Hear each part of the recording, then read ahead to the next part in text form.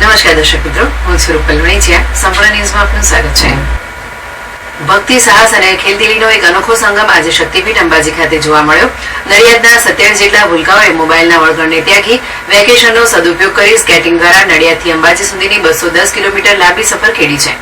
5 થી 15 વર્ષની વયના આ નાનકડા સ્કેટર્સ આજે અંબાજી પહોંચ્યા હતા, જ્યાં અંબાજી મંદિરે પહોંચતા મંદિર ટ્રસ્ટ દ્વારા કર્મચારીઓ અને ટેમ્પલ ઇન્સ્પેક્ટર દ્વારા કુમકુમ તિલક કરી ચુંદડી આપી તેમનું સ્વાગત કરવામાં આવ્યું હતું. તેમણે મા અંબેના ચરણોમાં શીશ ઝુકાવી આગામી 2036ની ઓલિમ્પિકમાં ભારતનું પ્રતિનિધિત્વ કરવા અને ગોલ્ડ મેડલ જીતવા માટે આશીર્વાદ માંગ્યા હતા.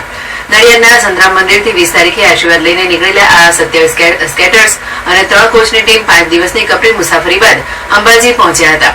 માર્ગમાં આવતા પહાડી વિસ્તારો અને અનેક પડકારોને પાર કરીને પણ આ બાળકોના ચહેરા પર થાકને બદલે માં અંબાના દર્શનનો ઉત્સાહ સ્પષ્ટ દેખાતો હતો. અંબાજી મંદિરના પ્રાંગણમાં જ્યારે આ ભૂલકાઓએ સ્કેટિંગના કરતબો બતાવ્યા, ત્યારે આ ઉપસ્થિત હજારો શ્રદ્ધાળુઓ પણ આ નાનકડા સાહસિકોની કલા જોઈને આકર્ષિત થયા હતા.